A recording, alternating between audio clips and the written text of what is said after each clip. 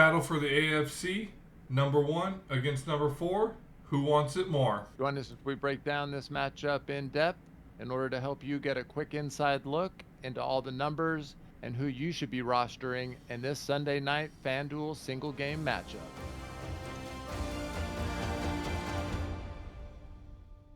Welcome to DFS Insights. I'm David Geistlinger, and I'm joined by my cousin, David Grant Jr. The teams up on the block are the Baltimore Ravens at the Jacksonville Jaguars. But before we get to our game overview, let's go ahead and break down that amazing game on Thursday night and discuss our lineups. Unfortunately, the lineup I put up clearly didn't make the money. I think it's pretty fair to say that game in itself was quite the anomaly. As I was expecting, I wasn't expecting to see the Raiders score a franchise high in points. What were your thoughts on that outcome? Yeah, I mean, just how I expected. I'm pretty sure, everybody did.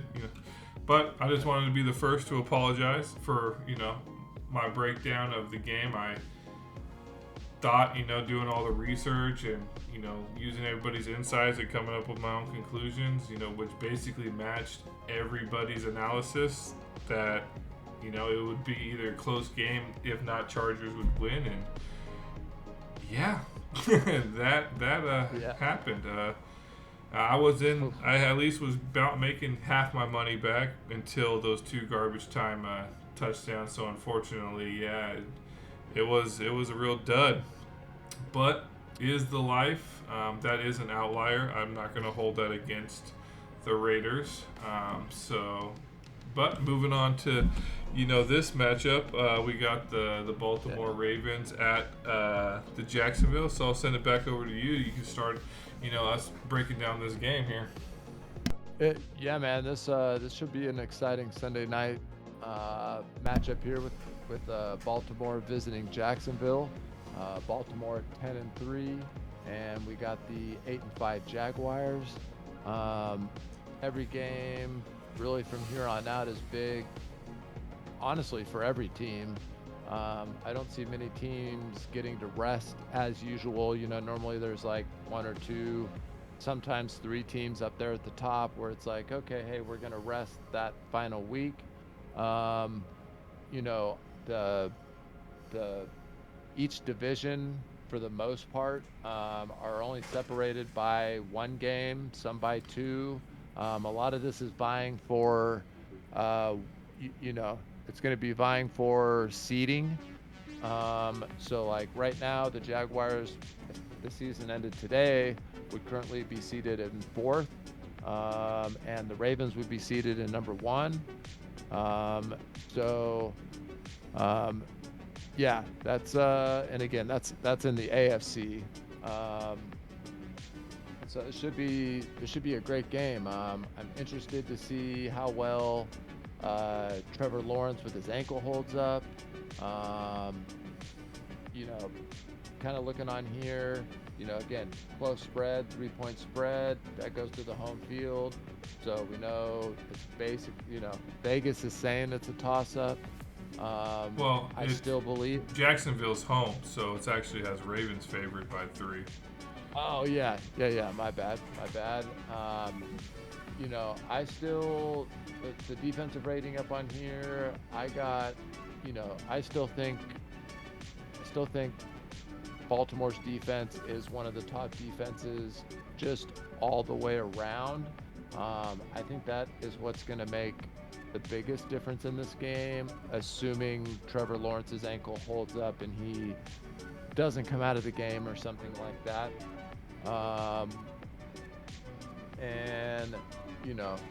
Rushing rating 90% for Baltimore, 72% for Jacksonville. They have a pretty close average snap count, and most of the stuff here is pretty close. The rushing rating has about a 20-point jump in favor of Baltimore. That's why once we get to the lineup I'm entering, that might actually be kind of contrarian. What are your thoughts on the matchup here coming up. Yeah, and to the point about the rushing rate, I think that's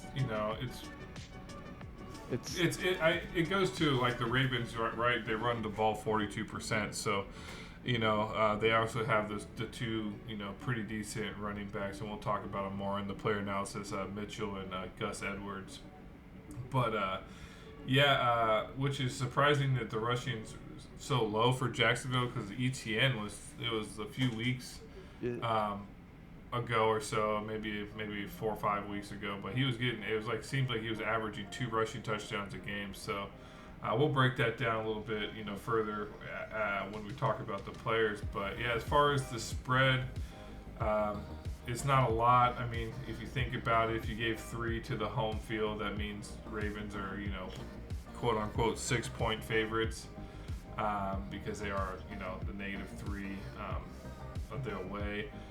I see it probably a little bit. I think it's going to be a close game. It's not going to be a Raiders Chargers game. I don't see anyways. The records, I think too, just like I always kind of mention, are a little bit deceiving. Ravens 10-3. Their strength of the schedule so far is 30th. Basically the third easiest schedule they played so far. Now keep in mind the next few matchups are Jaguars, Niners, Dolphins, Steelers. So they got the gauntlet ahead of them. But as of now, they haven't really played top tier teams. So a 10-3 record they should have. Whereas the Jaguars are sitting at mid range at 16th strength of schedule. So they've been kind of grinding it out. Ravens on a 3-game win streak as of now. They beat the Browns, the Bengals, Chargers, and the Rams the last 3 games, where the Jaguars are actually on a 2-game losing streak, losing to the Bengals and the Browns. So hopefully, they're looking to obviously snap that, because if they're going to, be going for that first round bye, they need this win, especially since the Ravens are in first. Kansas City's not looking so hot right now. Maybe if they just focus on catching the ball and lining up behind the ball, they'd be a little bit better off. But I think this is like pre-playoff game for sure. These two teams will be in the playoffs, whether they're either one's going to be hosting maybe all their games, and maybe one gets one or two games. So I think this should be a good matchup. Let's hope it is. But other than that, I think that we can start breaking down these QBs and going kind of from there. Yeah, definitely. No big surprise. We got Mr. Lamar Jackson at 17,000. Unlike some of the last 2 slates, the highest guy on there, I believe, was 15,000, maybe 15,500.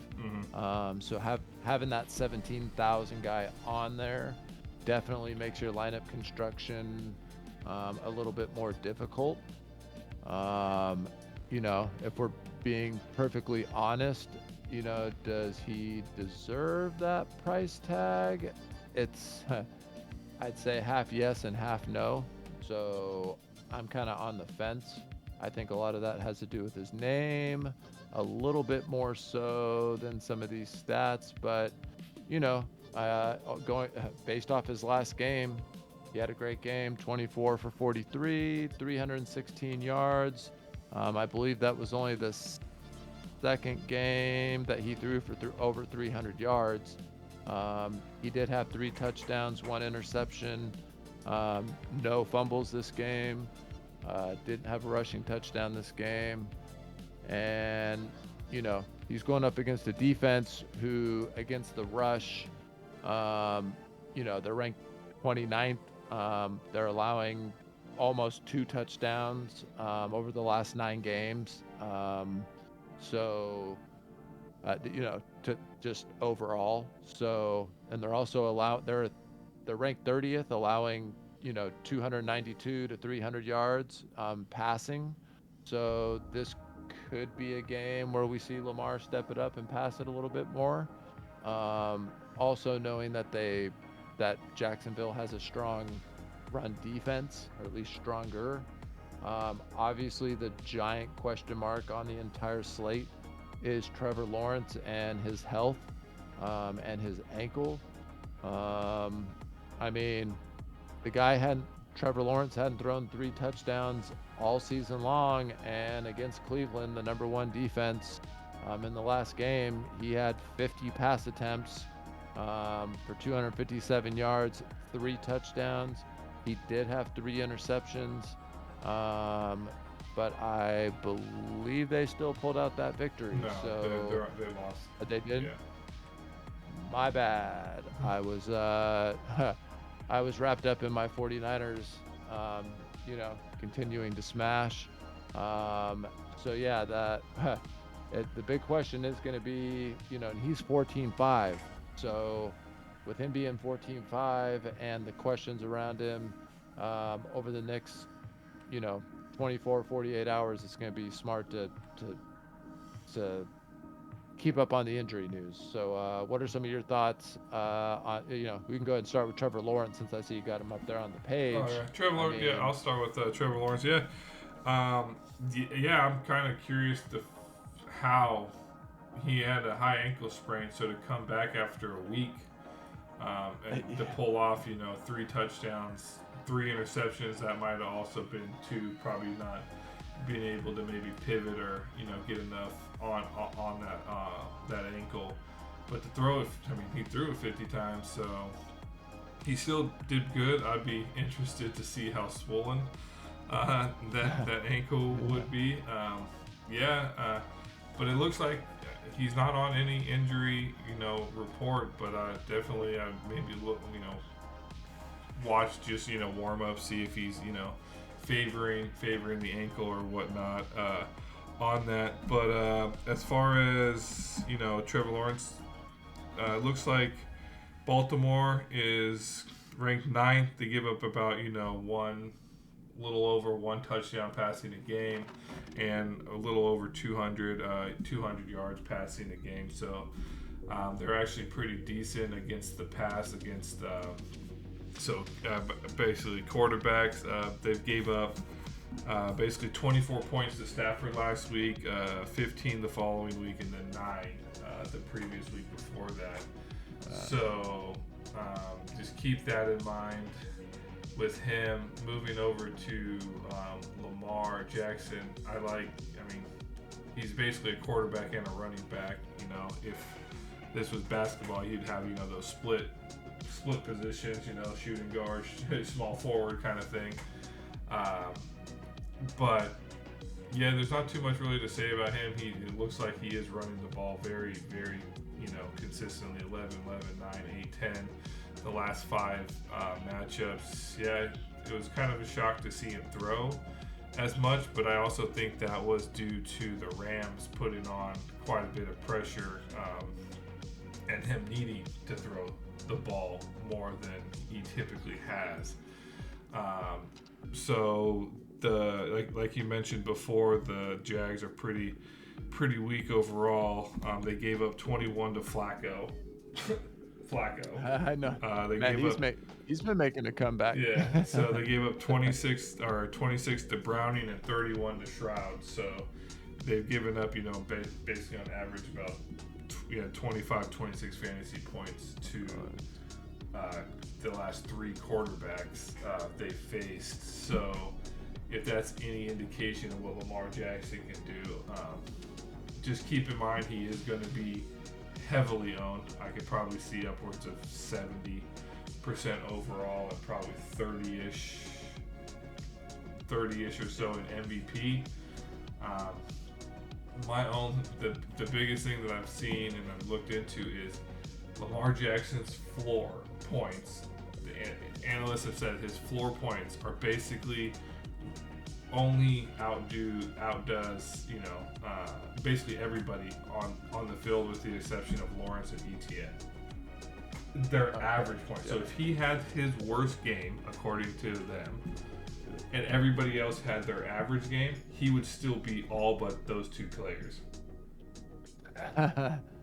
So keeping that in mind when you're doing your selections there, and we can go over that too. I'll go over that more when I do my lineup or whatever. So, but that's all I really got to say. Anything to add about the quarterbacks before we push on here to the running backs?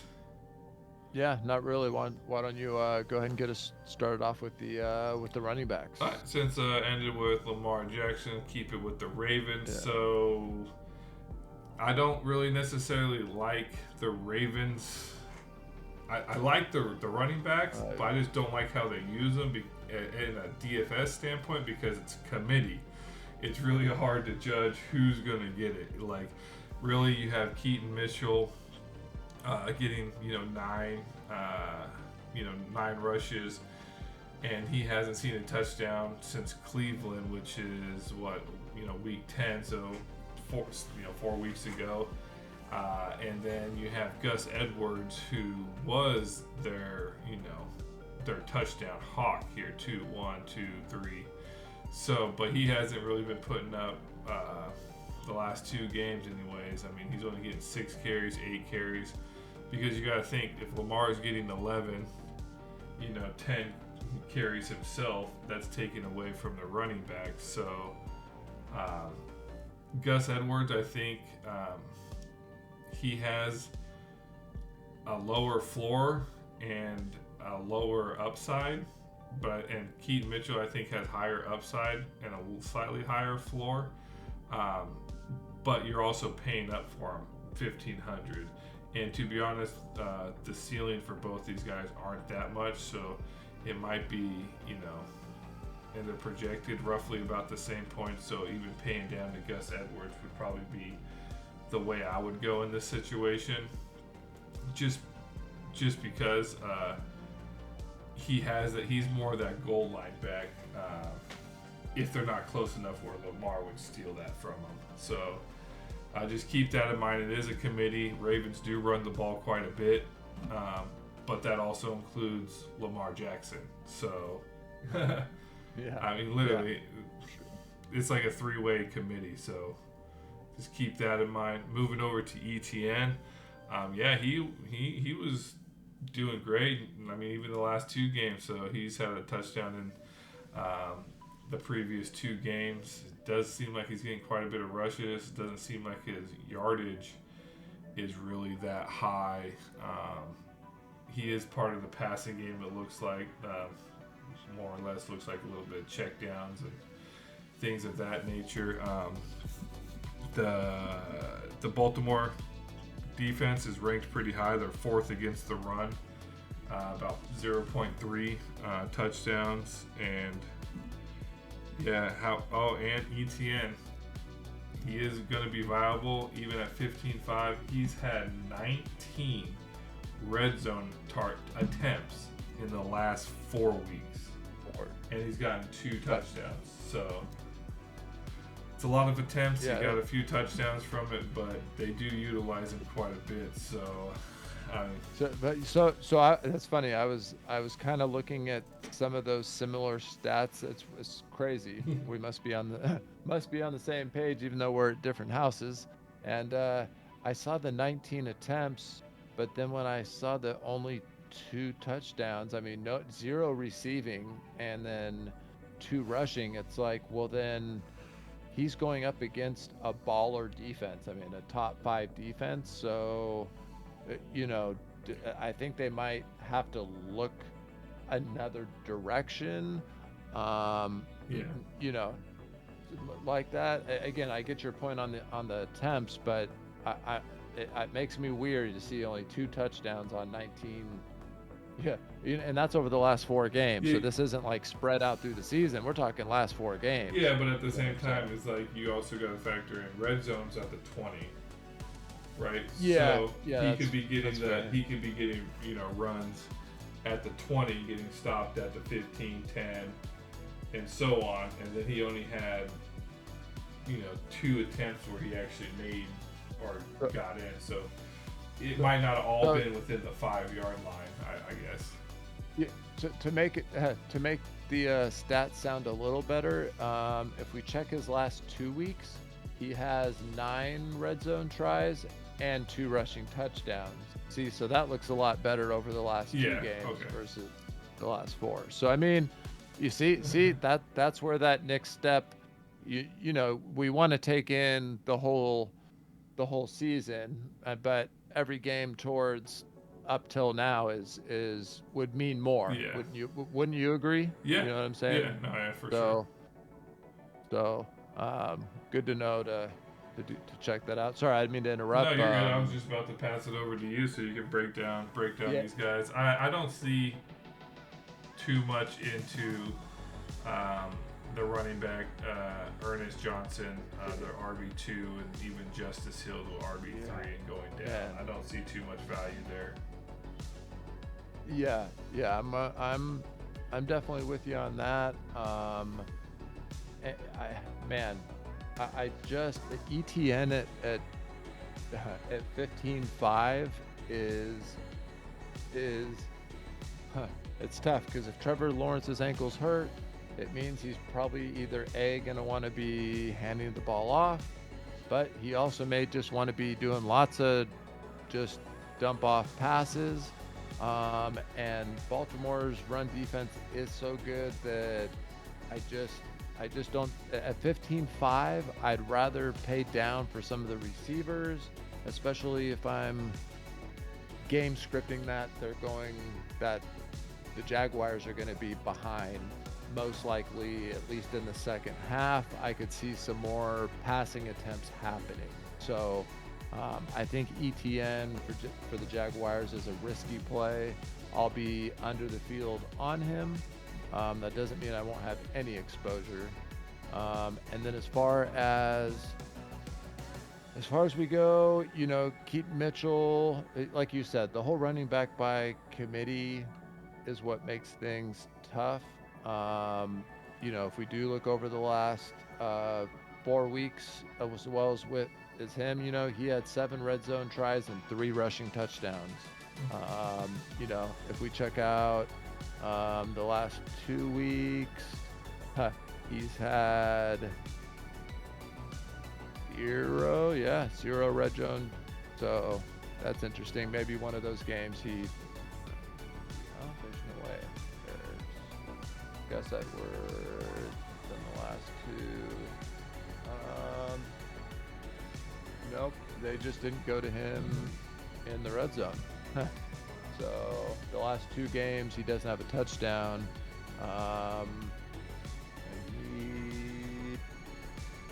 And less attempts. I mean, he only had 6 attempts against the Chargers, or against the Rams last game, 8 attempts against the Chargers, but the 2 games before that, he had 12 and 11, and they did go to him again in the red zone. So like you said, it's by committee.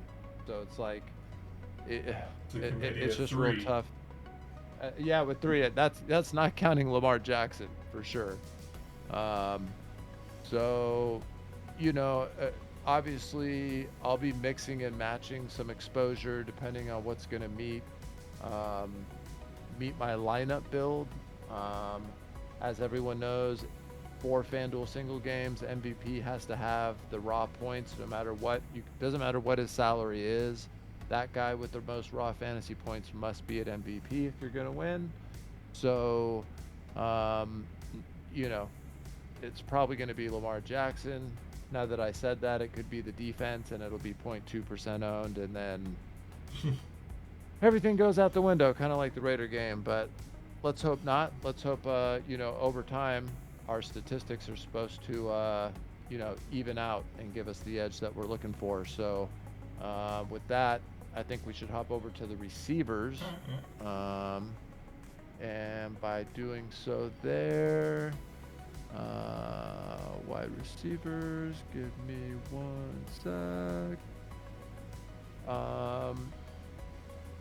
You know, Ingram, well, technically he's a tight end. So, you know, we got Zay Flowers. You know, Zay Flowers is, well, I'll start with this. Odell Beckham Jr. at 9,500, to me is the best play on the entire slate. His targets over the last 3 games, 7 targets, 5 targets, and last game 10 targets. He's got 116 yards, and then he's got 97 yards in the latest game and a touchdown. And then, even the games before that, he went 5 for 7, 56 yards and a touchdown against Seattle.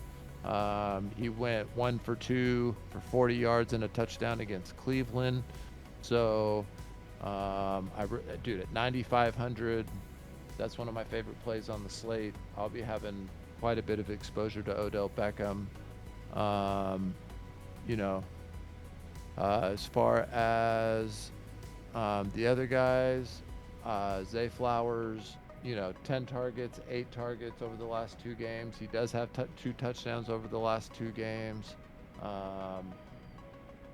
Seems like they are going to him in the red zone. My computer stuff has kind of been freezing. My apologies, guys. And then again, Jacksonville's been allowing, they've been allowing, they're in the bottom, not, or over the last 9, they're ranked 28th, allowing, close to 200 receiving yards to receivers and over a touchdown to receivers. So I could see Lamar wanting to get some of his stats boosted up, throwing a couple TDs. And as far as anyone kind of down towards the bottom, I always like Aguilar. Bateman's always, in the mix. Other than that, I don't really see myself going too much further down than Bateman. And then again, as far as Jacksonville goes, man, again, he's a tight end, but Ingram seems to be the go-to guy. DJ Washington at 7,500. He's got 2 touchdowns over the last 2 games. So, it seems like if he's getting into the red zone, he's going to be getting some targets. At 7,500, I could game scripting with them being down. I could definitely see having some exposure to him. And, Zay Jones with the 14 targets, 8 targets. It's just tough. He has 2 touchdowns all year. That was towards the beginning of the year. But other than that, 5 for 14 for 29 yards. 5 for 8 for 78 yards, but 1 for 3 for 10 yards. 4 for 4 for 20 yards. That's just, it's a crapshoot going there. That's about all I got to say. As far as the wide receivers go, I'll go ahead and kick that over to you with some of your thoughts. Yeah, I'll branch off. You did forget one, Calvin Ridley, Jacksonville. Oh yeah, their best one. Yeah, their best one. I know. So he's basically kind of taken over with Kurt going down on IR. So he used to be that Deshaun Jackson deep ball kind of guy there. So with 13 targets, only getting 53, or 13 targets, 4 catches, 53 yards. So it looks like a little over. Was that 13.4, 0.3 or something like that yards per catch? So he is still, he's probably high risk, high reward playing him. Low floors, high highs kind of thing. You're banking on those long catches and those touchdown plays from Calvin Ridley for sure. With Kurt out,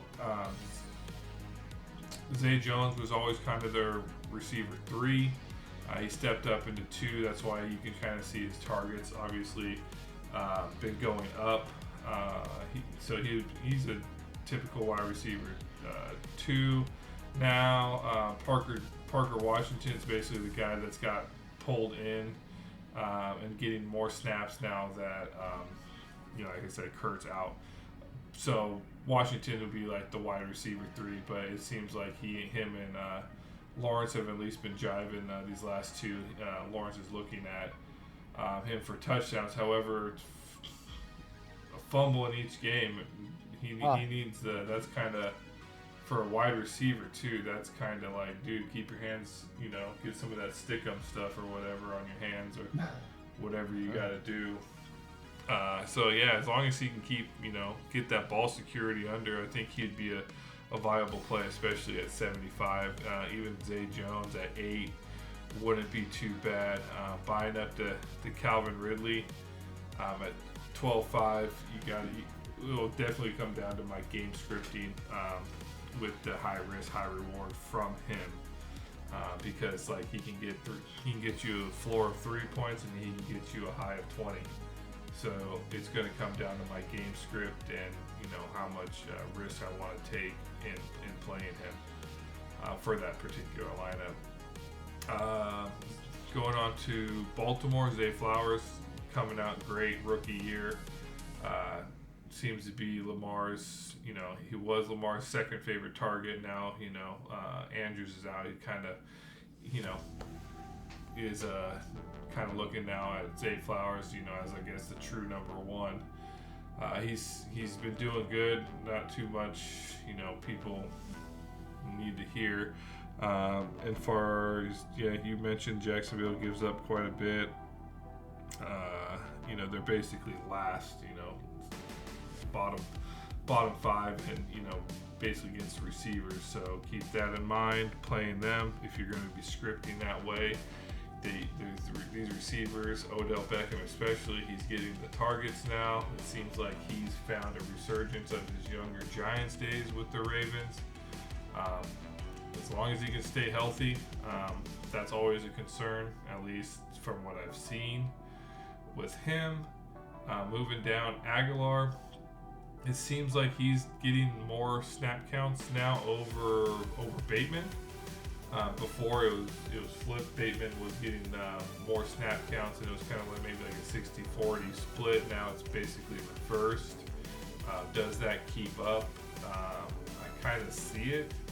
It looks like Aguilar is being just slightly more productive-wise, at least with his catches, to maybe give him that boost. So that's one big stat that I saw.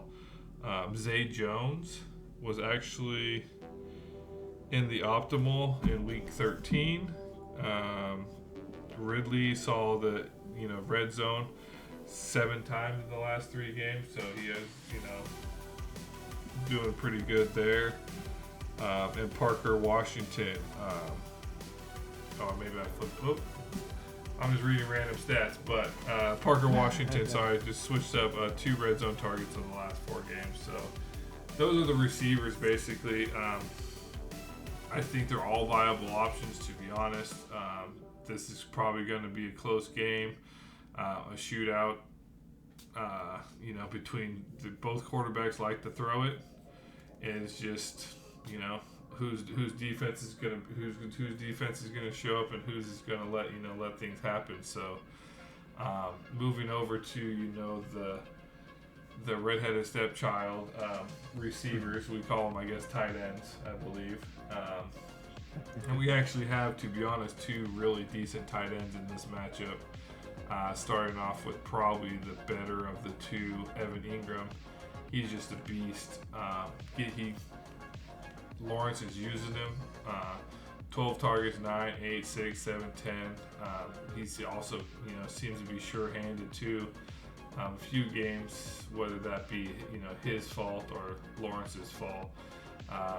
2 touchdowns last games against the Cleveland number 1 rated defense there, and then also 1 touchdown in the previous game. So he is definitely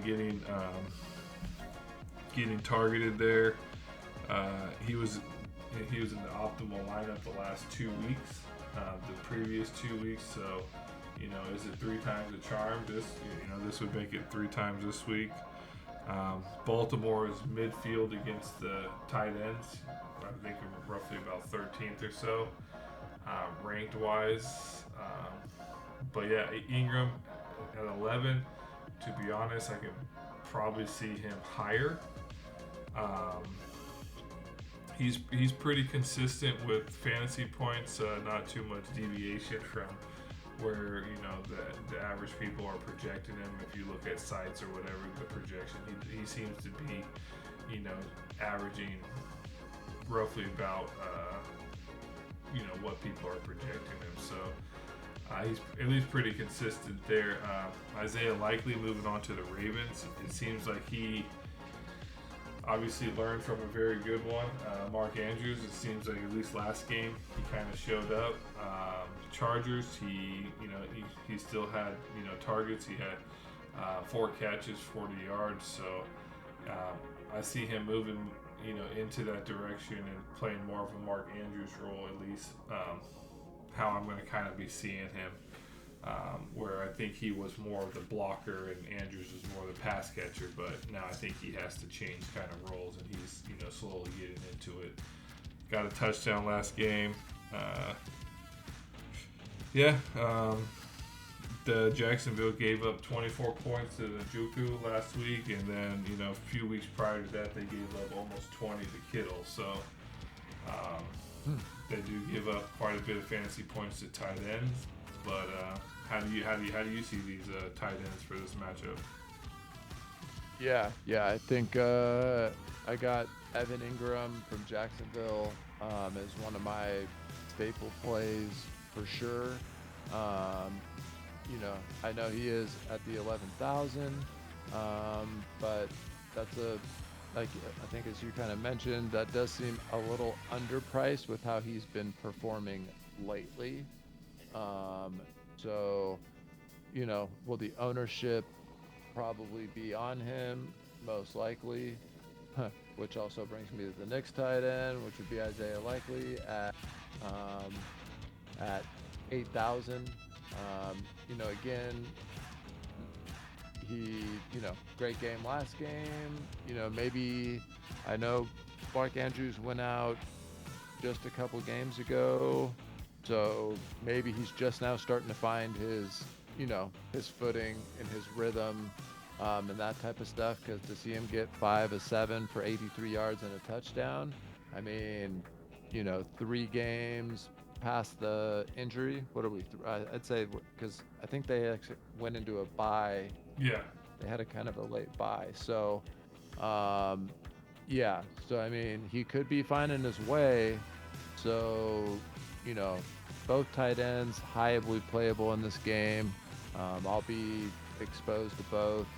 As far as going down to any tight end twos, I mean, unless I'm probably not, to be honest, I'm going to be sticking with what's on here because already having a 17,000K guy and Lamar Jackson, the lineup construction is already going to be a little tough. But yeah, as far as Ingram and Likely, I'll definitely be having exposure to him for sure. Nice. What do you think about now moving over to the kickers and the defenses? How are you going to utilize them, or how do you see them in this? Yeah, I definitely will have quite a bit of exposure to Baltimore's defense. They're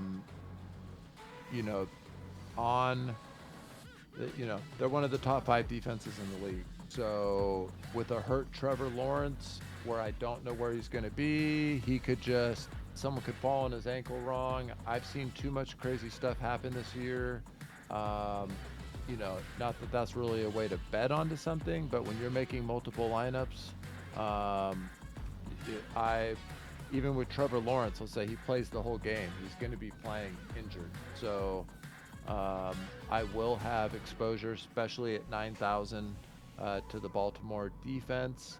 As far as the Jacksonville defense, I know they're at home. Man, I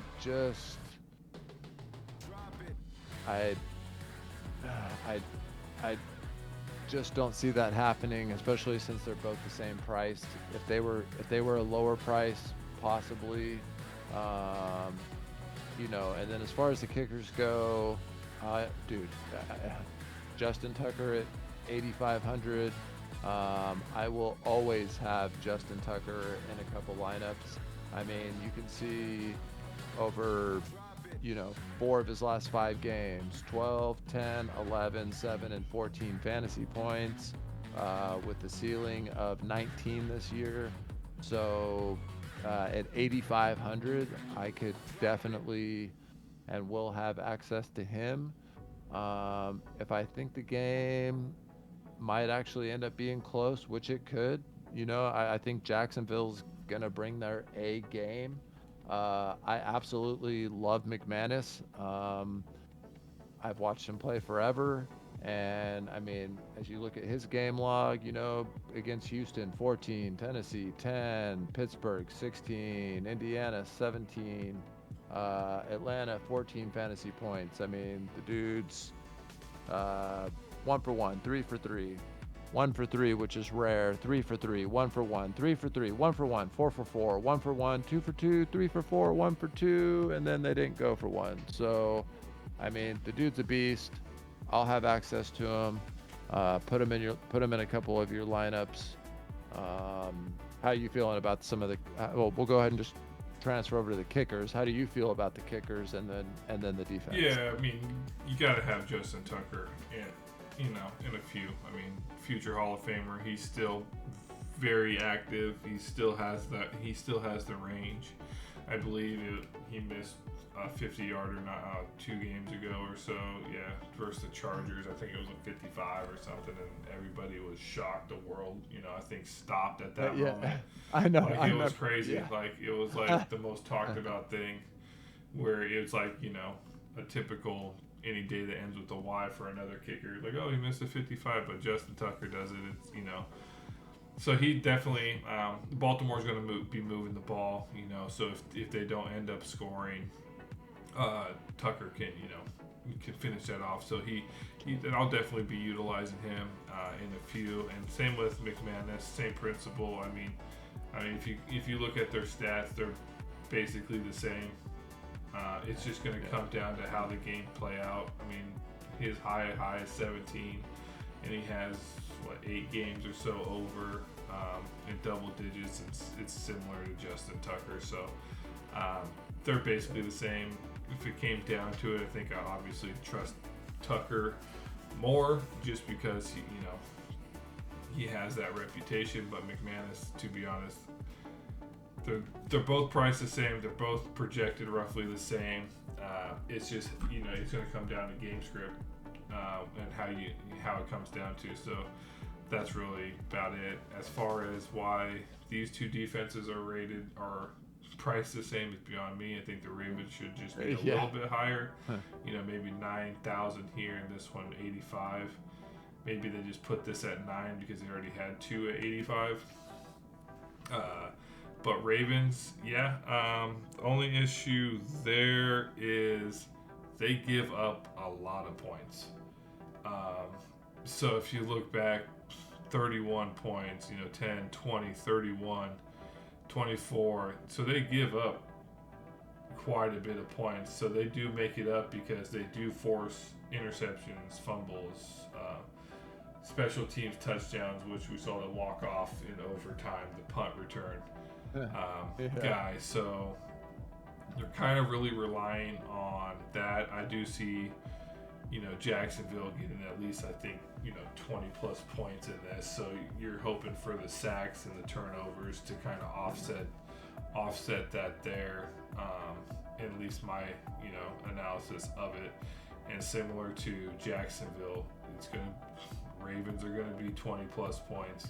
So you're going to be looking for those sacks and interceptions, fumbles to offset, the points that they're going to lose from the fantasy points they're going to lose from the Ravens scoring. So just keep that in mind. That's definitely going to be, for me, game script dependent for sure. If I see whether I see this game as, a run heavy and, grind out game, then yeah, I'll probably put in a defense. But if I see it as a shootout, then there's no way. I can, unless you think during that shootout it's more likely that interceptions are going to happen, which is also possible. So, but other than that, I think that's basically all, everything we can kind of say about breaking these guys down. So probably enough of that. Let's head over to your lineup, what everybody's really waiting on, and see what you got here. Yeah. No shock. I have Lamar Jackson at MVP. As you mentioned, there's really only about 2 players that could possibly even fill that role, if Lamar Jackson has his most average game possible. So I got Lamar at MVP. As you can see, I went with a 4-1 Baltimore stack. That's not to say that I don't see Jacksonville showing up and playing some great football. I know what my 49ers did to them, and that was with a healthy Trevor Lawrence, and that was also in their house. I see Baltimore, the top AFC team. I mean, they're up there. Yes, the Chiefs are up there.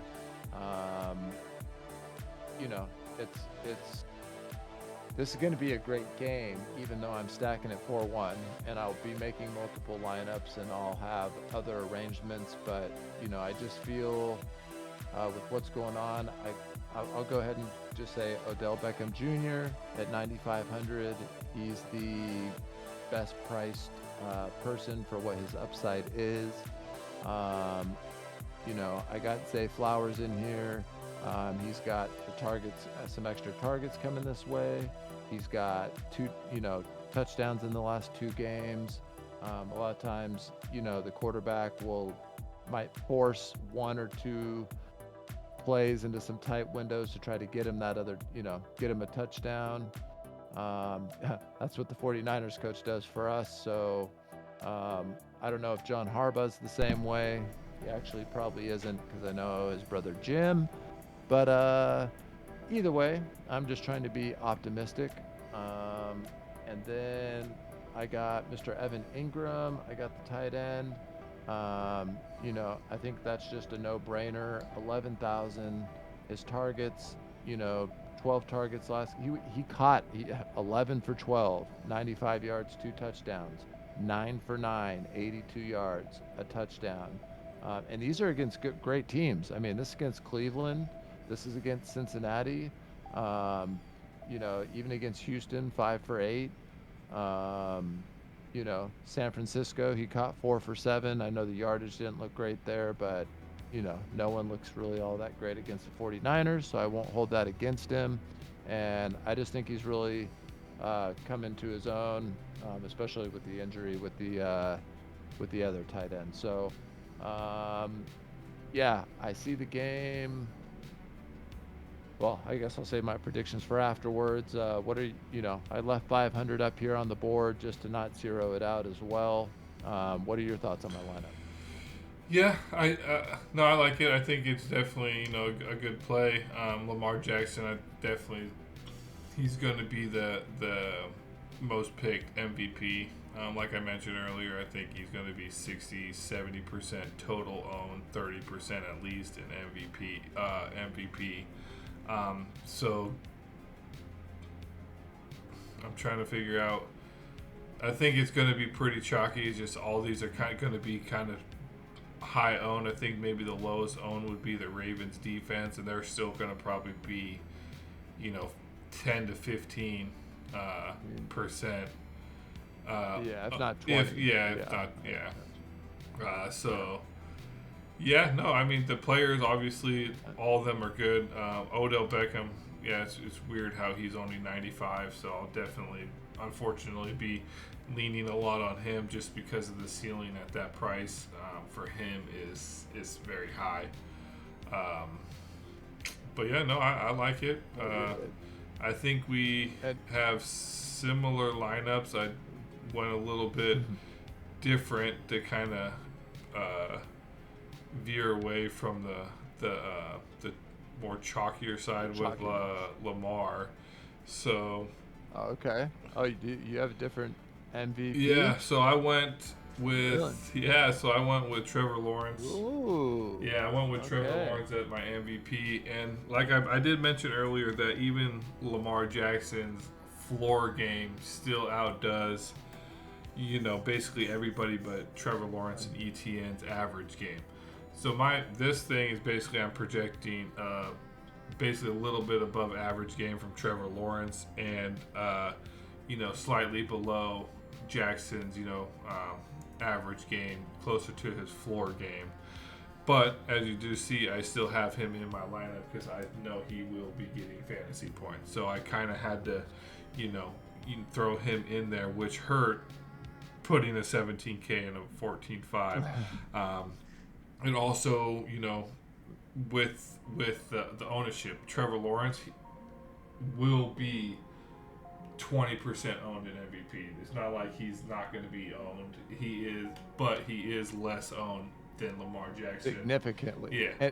And it's a double significant less because Lamar Jackson will be 30% owned, 20, 30% where you have him instead of the, 60 to 80. So it's a double win when you do that. Ownership.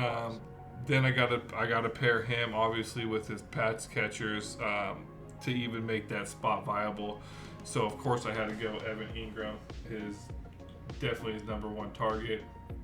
Would have loved to have Ridley, here, but kind of limited the hard cap me salary.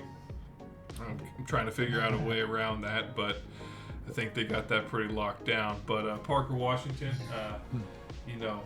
seems like his role's kind of increasing. Obviously, I would like that red zone targets to continue. However, I would like the production I need from him at 7,500. Is really not that much. So if he can get me, double digits, that'd be great. I'll take a 10 from him. It's obviously slightly more, but looking for a touchdown, maybe a few yards, few catches.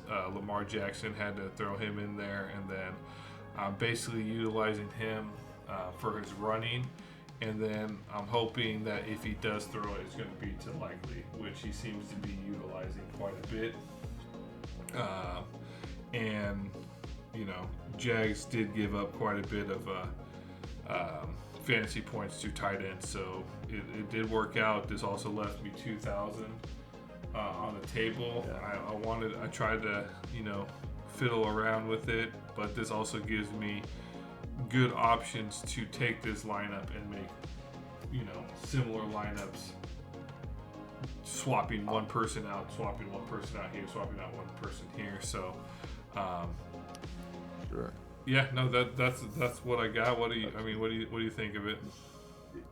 Yeah. No, I like it a lot. I like the switching it up in MVP is always crucial, especially when we know, for the 100th time how Lamar Jackson, how high owned he'll be up there. I like how you paired Lawrence with Ingram and with Washington because we know he's going to be throwing the ball. We know Baltimore's rush defense is top notch. So I like how you paired him with two pass catchers.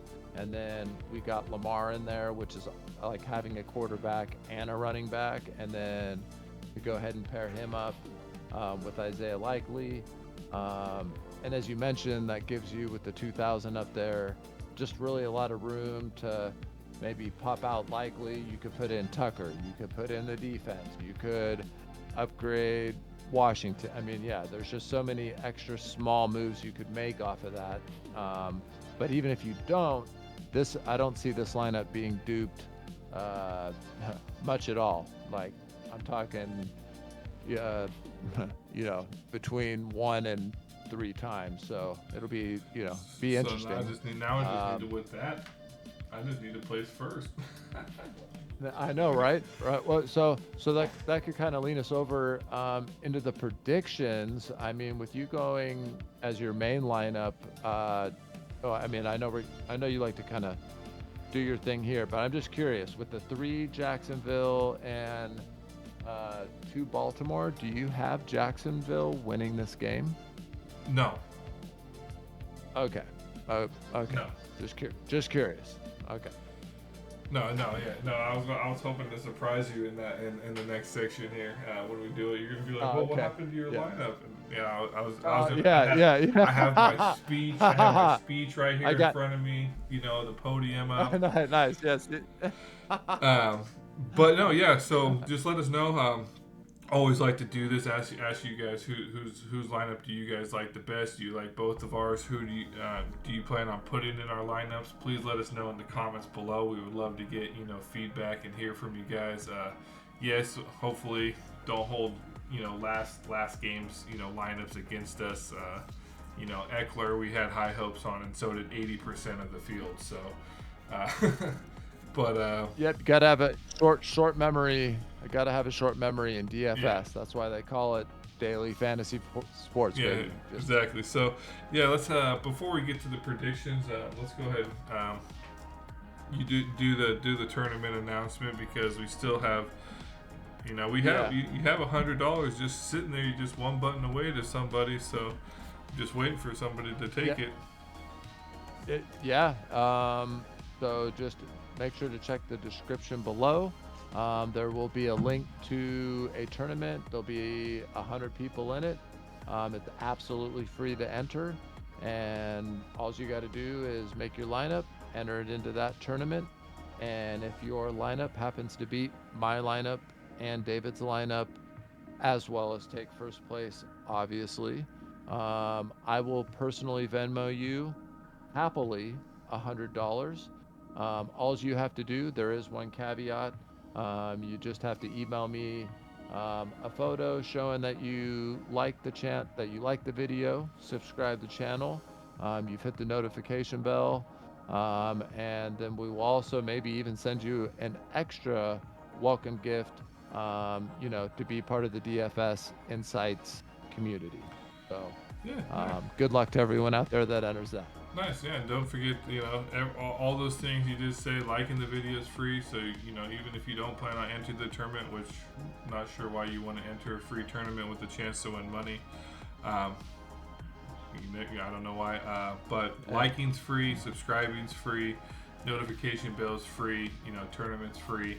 So just don't mean to keep harping on it, but that is a way for us to grow and get us out there in front of everybody. But let's start wrapping this up here. Who do you got as your MVP, your value pick, and your overall final score / winner? So MVP. I gotta go Lamar Jackson. There's just no way around that. My value pick,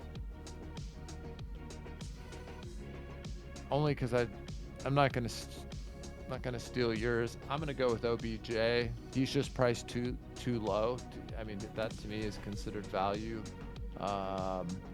I think it will be interesting to see if the defense ends up, scoring more fantasy points than he does, than Odell. But I'll go ahead and go OBJ. And as far as the final score, I got Baltimore winning. Over-under's 42. I got this. It's going to be a close game. It's going to be a close game with the caveat on Trevor's ankle, and how, if he stays in the whole game or not. If he does, I got Baltimore 24 and Jacksonville 10. 10? 10. Yep. That's dang. Yep, I'm taking the under because a lot of time, especially yeah, I'm taking the under, big time. All right. Okay, there you go. All right, my MVP. Well, obviously, clearly, I want Lawrence to be MVP with that lineup, but at the same time, I'm going to say Lamar Jackson. I'm going to have Lamar Jackson in my lineups. It's just with those lineups, I'm going to have to go, super ownership, so low ownership on certain players just to make up for, that, just to set myself apart. So, but I do see Lamar Jackson having the highest potential to be MVP. I'm just hoping it's not by a lot, and Lawrence being an MVP isn't detrimental to that lineup. Value play, I think I'm gonna go with that Parker Washington guy, 7,500. He seems to be driving with Lawrence there. I'm hoping. I'm gonna say 2 touchdowns this game. I think he's gonna get 2 touchdowns this game. And then my predictions is gonna be Ravens 31, Jacksonville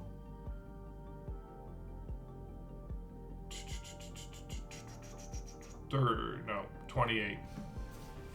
31-28. Okay. 31-28. Woo! Okay, so all right.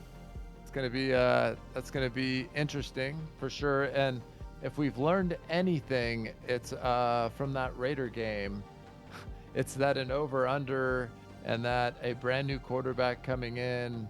Because didn't they come back and score like 31 points? 21. I mean, who knows? Over/under 30, game score 87. Yeah. Close. Close. So yeah. So yeah. Well, hey, Vegas lost on that one if you chose the over. But no, with that, just rehash, hit the like, subscribe, notification bell. Please let us know if you do subscribe in the comments. Just say, hey, I've subscribed. We'd like to reach out and thank you, obviously. And I start looking to build this community, and hopefully win everybody some money. Yes, sir. I wish the best of luck to everyone out there. If you guys got any questions before the game, David and David are both of us are here to answer any question. No question is too small or too big. Just feel free to leave it in the comment. We love interacting with everybody. We're all here to just, here to win money, share advice with people, and have fun watching football. So I hope. Yeah, sorry. Oh, and keep in mind too, in the comments, if anything changes, like I post and pin a comment like with injury updates and any crazy news. So make sure another reason to subscribe and notification bell, so if anything does break, it will be in there. Sorry to interrupt. My bad. And no, you're good. And also, everybody, keep on the lookout. David and I will both be posting strategy videos for different different ways that we both approach building lineups and stuff like that. David's already posted one of those up. We will be posting many more of those up, and reaction videos, and just all sorts of kind of good stuff we do have going in the future. This channel is still super new. We're just here trying to crank out the content and the best content possible. So, hey, we're here for open advice. If there's anything that we're not doing that you'd like to hear, or you'd like us to, not spend as much time on, hey, we're here to hear, we want to hear from you. Good, bad, the ugly, especially if you win. If you guys win and you ended up getting any advice from the video, nothing would make me happier than to see that. So, happy holidays to you guys, and we'll have another video coming at you guys for next Thursday night.